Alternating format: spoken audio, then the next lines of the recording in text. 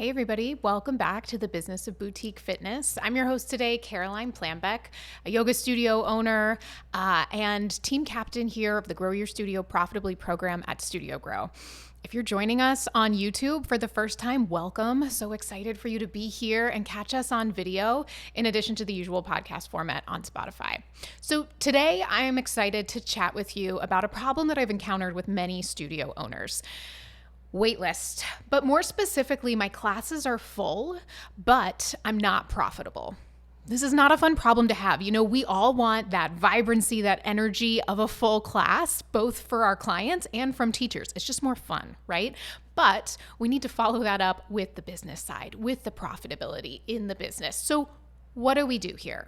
I think if our classes are packed and we're still stressed about money, our model isn't necessarily broken, it's just leaking. So we need to start taking a few keen moments to check in on all of the facets of our business to make sure it's supporting our goals long term.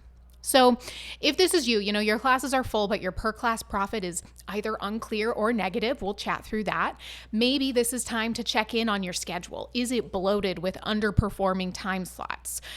Maybe your team is being paid, but your business can't afford it. If you're thinking payroll every month is the biggest stressor, this episode is for you. And maybe you've hit your ceiling in the studio, but your profit hasn't caught up. We're going to chat about all of these things and give you some actionable items to walk away with and feel confident moving forward with your studio.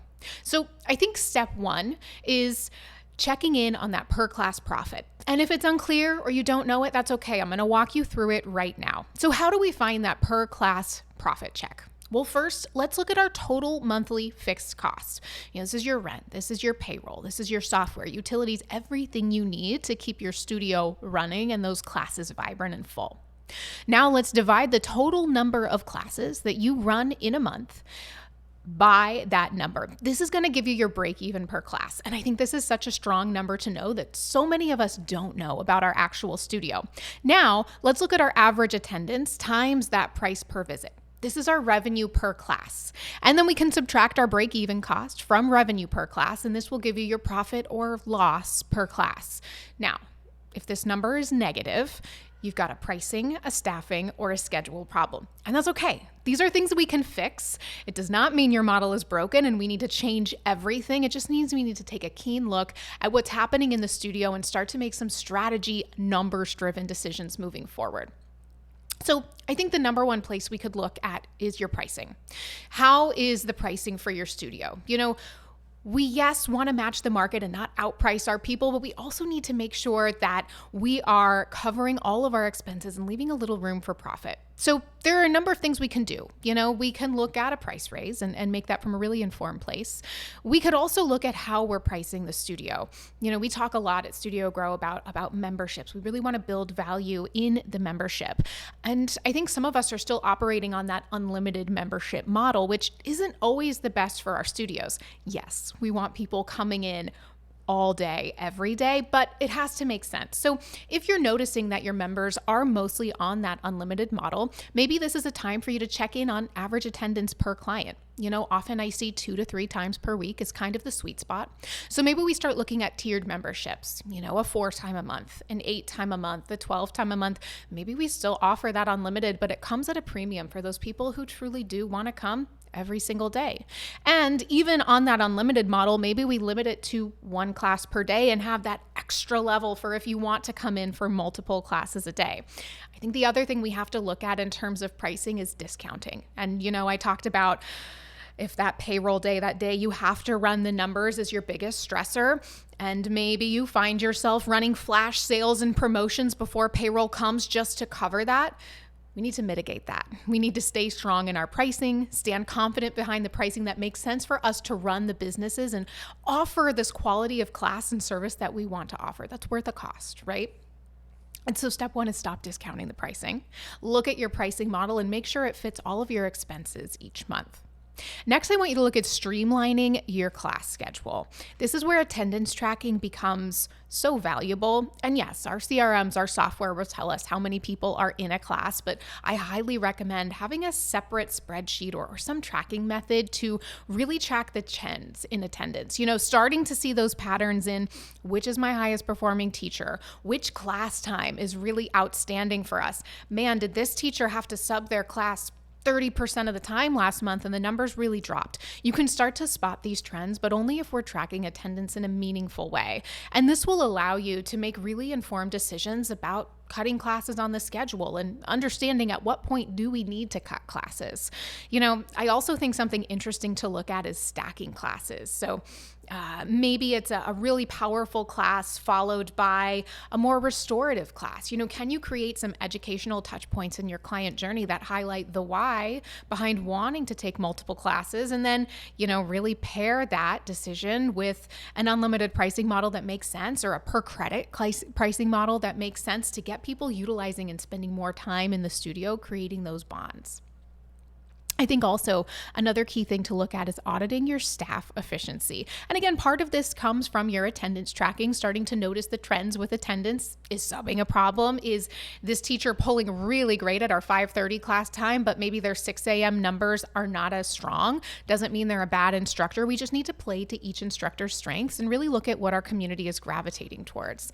I think this is also where it becomes really important to have that, KPIs, even for our instructors. This is where one-on-one conversations become so important. So I can really be talking with my instructors openly about what's working well, what's not working well, and where I want to push them to grow just a little bit, right? Pushing outside of the comfort zone is where the growth comes. I also want to make sure my instructors are being efficient. And I think so many of us as owners are scared to kind of implement and bring our instructors in the sales process, but could we start to slowly and maybe even subtly bring them into the sales process so they're helping us generate revenue and fill those classes without necessarily asking them to memorize a full sales script? And something really simple I like to implement in my own studio is having instructors look at the CRM. There is a very clear and distinct notification when we have a new client coming in on the roster or someone on an intro package. Amazing. Let's give those people the best experience we possibly can so that they want to come back time after time.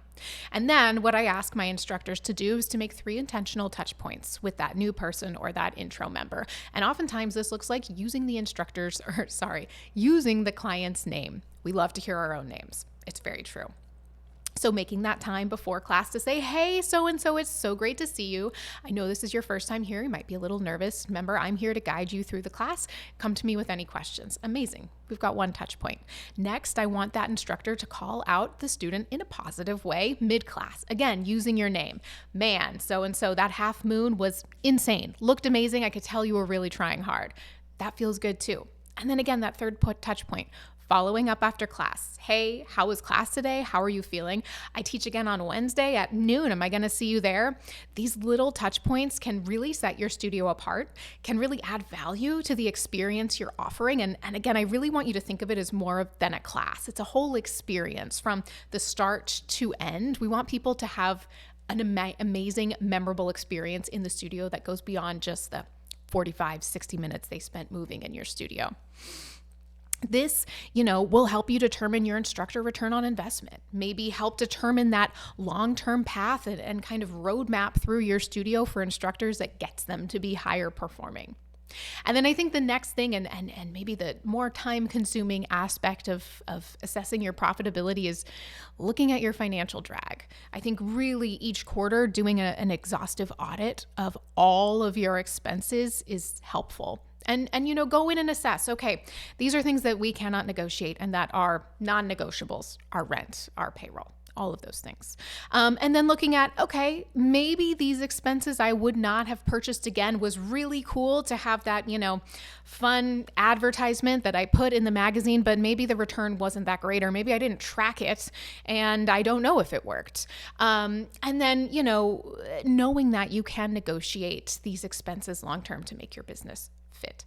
So I think also in terms of your financial drag, assessing your payroll to revenue ratio, trying to stay between 30-35% of your revenue to payroll is key. And maybe that looks like assessing who's teaching what, or, I think I've seen certain clients kind of slim down their staff to get more of those higher performing teachers teaching more involved in all of the aspects of the studio, and thus bringing their payroll down a bit while having these really involved and engaged clients in the studio.